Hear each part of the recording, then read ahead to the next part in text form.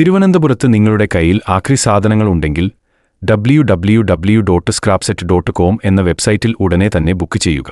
Hello friends, ഇന്നത്തെ video ഞാൻ workout തുടങ്ങാൻ പ്രധാനമായിട്ട് കാരണമായത് WWE ആണ്. അതായത് WWE കാണുന്നത് തന്നെ നല്ല ശരീരമുള്ള നല്ല ശക്തരായ നല്ല മസ്കുലർ ബോഡിയുള്ള പുരുഷന്മാരെ കാണാൻ വേണ്ടിയാണ്. ജോൺ സീനയാണ് എന്നെ ഏറ്റവും കൂടുതൽ ഇൻഫ്ലുവൻസ് ചെയ്ത വ്യക്തി, ഈ വർക്കൗട്ട് ചെയ്യാനൊക്കെ മോട്ടിവേറ്റ് ചെയ്ത വ്യക്തി. വളരെ ചെറിയ പ്രായം. അതിനുശേഷം പിന്നീട് ഞാൻ എനിക്ക് തോന്നുന്നു ഇംഗ്ലീഷ് സിനിമ കാണാനുള്ളൊരു മോട്ടിവേഷൻ തന്നെ എനിക്ക് തന്നത് ഈ WWE ആണ്.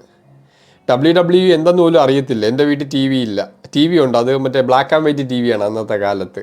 ആൻറ്റിനയൊക്കെ ഉണ്ട്, ദൂരദർശൻ മാത്രം കിട്ടും. അപ്പോൾ കേബിളുള്ളത് എൻ്റെ വീട്ടിൻ്റെ അടുത്തൊരു വീടുണ്ട്.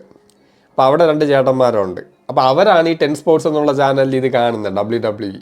അങ്ങനെ അവരിത് കാണുമ്പോഴാണ് ഞാൻ ആ വീട്ടിൽ പോയി അങ്ങനെ ഇത് ആദ്യമായിട്ട് കണ്ടപ്പോഴാണ് എനിക്ക് ഇന്നും പോവാതെ കിടപ്പുണ്ട്. ആദ്യമായിട്ട് ഇങ്ങനെ കളർ TV-യിൽ WWE കാണുകയാണ്. അപ്പോൾ എനിക്ക് ഭയങ്കര ക്യൂരിയോസിറ്റി. അങ്ങനെ ആദ്യത്തെ ദിവസം തന്നെ ഞാൻ മനസ്സിൽ ഉറപ്പിച്ച് ഈ മനുഷ്യർ കൊള്ളാമല്ലോ.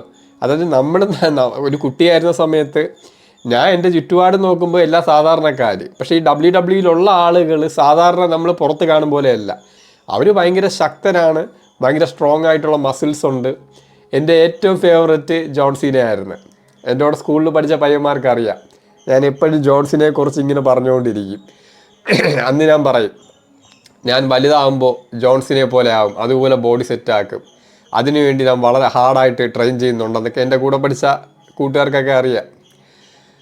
അപ്പോൾ അങ്ങനെയാണ്. അപ്പോൾ എനിക്ക് ഇംഗ്ലീഷ് സിനിമ, അതിന് ശേഷമാണ് ഞാൻ ഈ ഇംഗ്ലീഷ് സിനിമകൾ കാണാൻ തുടങ്ങിയത്. യഥാർത്ഥത്തിൽ ഈ ഹോളിവുഡ് സിനിമയോട് എനിക്കൊരു അഭിനിവേശം കുട്ടിക്കാലത്ത് ഉണ്ടാക്കിയത് തന്നെ ഈ WWE ആണ്.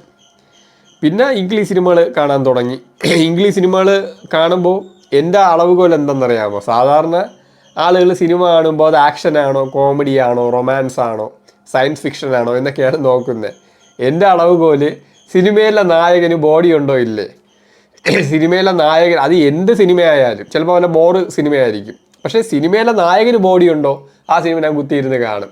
ഇനി എത്ര നല്ല സിനിമയാണെങ്കിലും അഭിനയിക്കുന്ന നായകന് ബോഡി ഇല്ലെങ്കിൽ ഞാൻ ആ സിനിമ കാണാറില്ല.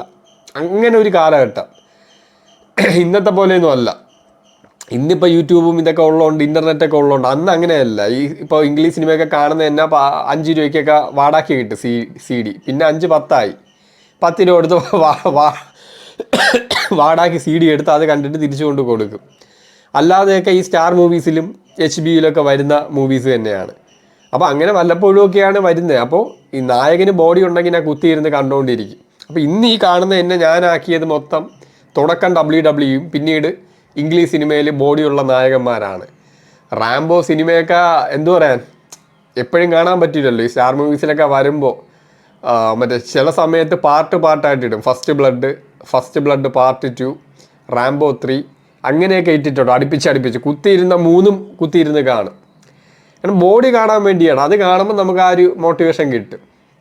അപ്പോൾ അങ്ങനെ ഞാൻ ശ്രദ്ധിക്കപ്പെട്ട, അല്ലെങ്കിൽ എന്നെ ഇൻഫ്ലുവൻസ് ചെയ്തിട്ടുള്ള ഒരു നടനാണ്. അയാൾ നായകനായിട്ടൊന്നും വന്നിട്ടില്ല, അയാൾ കൂടുതൽ വില്ലനായിട്ട് തന്നെയാണ് അഭിനയിച്ചിട്ടുള്ളത്. നിങ്ങൾക്ക് പലർക്കും അറിയാം. അയാളുടെ പേര് യാങ്സെ എന്നാണ്. യാങ്സെ എന്ന് പറഞ്ഞാൽ ചിലപ്പോൾ അറിയത്തില്ല, ബോളോ യങ് എന്നാണ് അദ്ദേഹം അറിയപ്പെടുന്നത്. അതായത് ബ്രൂസ് ലീയുടെ എൻ്റർ ദ ഡ്രാഗൺ, അതുപോലെ തന്നെ വാൻഡാമിൻ്റെ സിനിമകളിലൊക്കെ വില്ലനായിട്ട് വന്നിട്ടുണ്ട് ഈ യാങ്സെ, ബോളോ യങ്. അപ്പോൾ ബോളോ യങ്ങിൻ്റെ ബോഡി എനിക്ക് വളരെ ഇമ്പ്രസീവായിട്ട് തോന്നിയിട്ടുണ്ട്. കുറച്ച് ബൾക്കി ബോഡിയാണ്, പക്ഷേ പക്ക ഒരു നാച്ചുറൽ ബോഡി തന്നെയാണ് അദ്ദേഹത്തിൻ്റെ, അത് ബോളോ യങ്ങിൻ്റെ. ഇപ്പോൾ അദ്ദേഹം ഒരിക്കലും പറഞ്ഞിട്ടില്ല അദ്ദേഹം സ്റ്റെറോയിഡ് യൂസ് ചെയ്തോ മെഡിസിൻ എടുത്തോ ഒന്നും പറഞ്ഞിട്ടില്ല. അതുമാത്രമല്ല, ബോളോ യങ്ങിൻ്റെ ബോഡി കണ്ടാൽ അറിയാം, ഈ വെയിൻസ് ഒന്നും അങ്ങനെ ഇല്ല. അപ്പോൾ അതുകൊണ്ട് തന്നെ അറിയാൻ പറ്റും. ഈ അനബോളിക് സ്റ്റെറോയിഡൊക്കെ ബോളോ യങ്ങിൻ്റെ ബോഡി ഒരുതരം ബൾക്കി ബോഡിയാണ്. അപ്പോൾ അയാളെ എനിക്ക് ഏറ്റവും കൂടുതൽ എന്നെ ഇൻസ്പയർ ചെയ്തിട്ടുള്ള ഒരു വ്യക്തിയാണ് ഈ ബോളോ യങ്. അപ്പോൾ അയാൾ നമുക്ക് ഇത് പേടിപ്പെടുത്തുന്ന ഒരു വില്ലനാണ് ആ സമയത്തൊക്കെ, ബോളോ യങ് വില്ലനായിട്ടൊക്കെ വരുമ്പോഴേ. അപ്പോൾ അയാളെക്കുറിച്ച് പറയാനാണെങ്കിൽ, ഇപ്പോൾ അയാൾ ചൈനയിൽ ജനിച്ച ഒരാളാണ്, ഈ യാങ്സെ എന്ന് പറയുന്ന ആൾ. അയാൾ ചൈനയിൽ അയാളുടെ ഈ മാർഷൽ ആർട്സിനോടുള്ള താല്പര്യം, ആദ്യം മാർഷൽ ആർട്സാണ് തുടക്കം. അപ്പോൾ ആ താല്പര്യം വീട്ടുകാർ മനസ്സിലാക്കി. കുട്ടിക്കാലത്ത് ഈ ചൈനയിലൊക്കെ അങ്ങനെയാണ്, താല്പര്യം ഉണ്ടെങ്കിൽ വീട്ടുകാരെ മാർഷൽ ആർട്സ് പഠിപ്പിക്കാൻ വിടും. ബ്രൂസ് ലീയുടെ കാര്യം അങ്ങനെയാണ്. അപ്പോൾ ഈ യാങ്സേന മാർഷൽ ആർട്സ് പഠിക്കാൻ വീട്ടുകാർ വിട്ടു. അവിടെ നിന്ന് മാർഷൽ ആർട്സ് പഠിച്ചപ്പോൾ അദ്ദേഹത്തിന് കൂടുതൽ ശക്തനാവണമെന്നുള്ള ചിന്ത വന്നു. ഈ മാർഷൽ ആർട്സ് എന്ന് പറഞ്ഞാൽ ശക്തിയല്ലല്ലോ, അത് സെൽഫ് ഡിഫെൻസ് ആണല്ലോ. അപ്പോൾ അദ്ദേഹം വെയ്റ്റ് ലിഫ്റ്റിങ് പ്രാക്ടീസ് ചെയ്തു, പവർ ലിഫ്റ്റിംഗ്, അതിൻ്റെ കൂടെ ബോഡി ബിൽഡിങ്. അങ്ങനെ അദ്ദേഹം പവർ ലിഫ്റ്റിംഗ്, ഹോങ്കോങ്ങിലെ പവർ ലിഫ്റ്റിംഗ് ചാമ്പ്യനായി. 10 വർഷത്തോളം ഈ ഹോങ്കോങ്ങിലെ മിസ്റ്റർ ഹോങ്കോങ് എന്ന് പറയുന്ന ഒരു ബോഡി ബിൽഡിംഗ് പവർ ലിഫ്റ്റിംഗ് ചാമ്പ്യനായിരുന്നു. അപ്പോൾ അങ്ങനെയായിരുന്നു അദ്ദേഹത്തിൻ്റെ തുടക്കം എന്ന് പറയുന്നത്. അങ്ങനെ അദ്ദേഹം സിനിമയിൽ വന്ന എന്താണ്, അപ്പോൾ അങ്ങനെ ഹോങ്കോങ്ങിൽ സ്റ്റാറായിട്ട് നിൽക്കുകയാണ് ഈ ബോളോ യങ്, മിസ്റ്റർ ഹോങ്കോങ് ആണ്. അപ്പോഴാണ് ബ്രൂസ്ലി ഇദ്ദേഹത്തെക്കുറിച്ച് അറിയുന്നത്, ഈ ബോളോ യങ്ങിനെ കുറിച്ച് അറിയുന്നത്. നോക്കിയപ്പോൾ ബ്രൂസ്ലിയുടെ സ്ഥലം ഹോങ്കോങ് ആണല്ലോ, ബ്രൂസ്ലിയുടെ പാരൻസിൻ്റെ സ്ഥലം. അപ്പോൾ ബ്രൂസ്ലി ഇദ്ദേഹത്തെക്കുറിച്ച് അറിയുന്നു. അപ്പോൾ ബ്രൂസ്ലിയുടെ എൻ്റർ ദ ഡ്രാഗൺ സിനിമയുടെ വർക്ക് കിടക്കുകയാണ്. അപ്പോൾ ഇയാളെ കണ്ടപ്പോൾ കൊള്ളാം, ഇയാൾ മാർഷൽ ആർട്സിൻ്റെ കോമ്പിനേഷൻ, നല്ല ബൾക്കിയാണ്, ഒരുതരം ഇയാൾ ചൈനീസ് ഹെർക്കുലീസ് എന്നാണ് കോമൺ ആയിട്ട് ചൈനയിലൊക്കെ അറിയപ്പെടുന്നത്. അതായത് ചൈനയിലെ ഹെർക്കുലീസ് അങ്ങനെ പോലെയാണ് അത് ഇരിക്കുന്നത്, ബൾക്കി ബോഡിയാണല്ലോ. അങ്ങനെ ബ്രൂസ്ലിക്ക് അയാളെ ഇഷ്ടപ്പെട്ടു, അങ്ങനെ ഇവർ പരിചയപ്പെട്ടു. അങ്ങനെ ബ്രൂസ്ലിയാണ് എൻ്റർ ദ ഡ്രാഗൺ സിനിമയിൽ ഈ ബോളോ യങ്ങല്ല യാങ്സേനെ ക്ഷണിക്കുന്നത്. അപ്പോൾ എൻ്റർ ദ ഡ്രാഗൺ സിനിമയിലുള്ള ആ വില്ലൻ വേഷത്തിൻ്റെ പേരാണ് ബോളോ എന്ന് പറയുന്നത്. അപ്പോൾ ആ വേഷം ആ കഥാപാത്രത്തിൻ്റെ പേര് തന്നെ പിന്നീട് ഈ യാങ്സെ എന്ന് പറയുന്ന ഇയാൾ സ്വീകരിക്കുകയായിരുന്നു. അങ്ങനെയാണ് ഇയാൾ ബോളോ എന്നറിയപ്പെടുന്നത്. അപ്പോൾ ഈ ബ്രൂസ്ലി കണ്ട് ഇയാളെ ഇഷ്ടപ്പെട്ട ആ സിനിമയിലോട്ട് കാസ്റ്റ് ചെയ്തു, ഇയാളുടെ ബോഡിയൊക്കെ കണ്ട്, സ്ട്രെങ്ത് ഒക്കെ കണ്ട്. അതിന് ശേഷമാണ് ഇയാൾ സിനിമയിലോട്ട് അരങ്ങേറ്റം കുറയ്ക്കുന്നത്.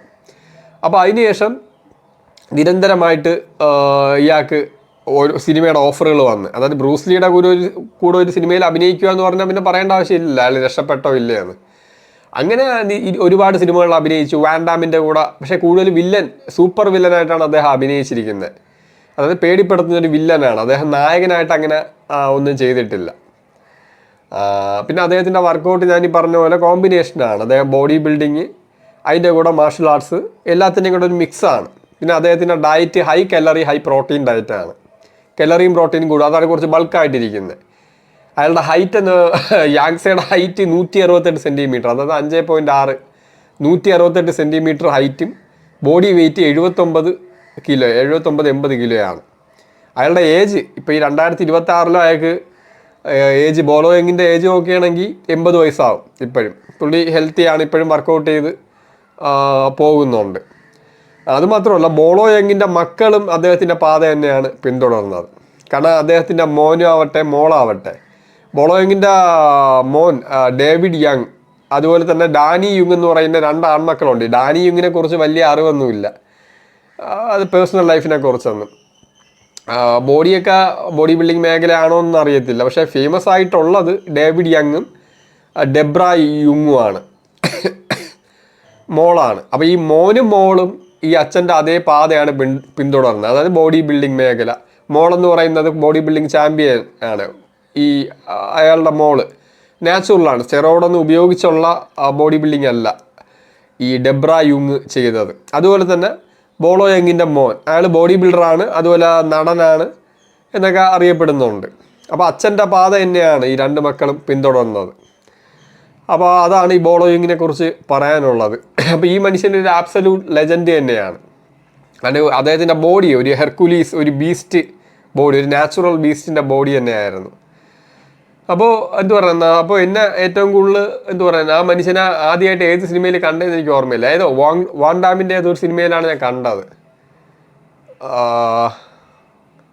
അല്ല, ബ്രൂസ്ലിയുടെ മോൻ്റെ ഒരു സിനിമയുണ്ട്, അതിലും വില്ലനായിട്ട് വന്നിട്ടുണ്ട്. അപ്പോൾ ഇദ്ദേഹത്തിൻ്റെ പല സിനിമയിലും വില്ലനായിട്ട് വന്നപ്പോൾ ഇദ്ദേഹത്തിൻ്റെ ബോഡി കാണാൻ വേണ്ടി തന്നെ ഞാനൊക്കെ കുത്തിയിരുന്ന് കണ്ടിട്ടുണ്ട്. നല്ല അടിപൊളി ബോഡിയുള്ള ഒരു മനുഷ്യനാണ്. അപ്പോൾ അദ്ദേഹത്തിൻ്റെ മക്കളും കണ്ടില്ല, അതേ പാത തന്നെയാണ്, അച്ഛൻ എന്താണോ അതേ പാത തന്നെ ഫോളോ ചെയ്തു.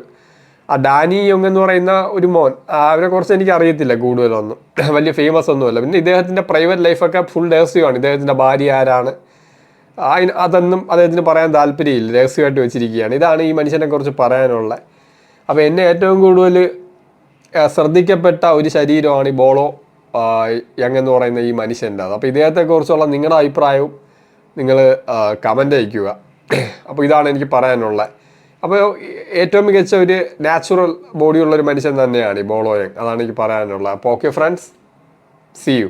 തിരുവനന്തപുരത്ത് നിങ്ങളുടെ കയ്യിൽ ആക്രി സാധനങ്ങൾ ഉണ്ടെങ്കിൽ www.scrapset.com എന്ന വെബ്സൈറ്റിൽ ഉടനെ തന്നെ ബുക്ക് ചെയ്യുക.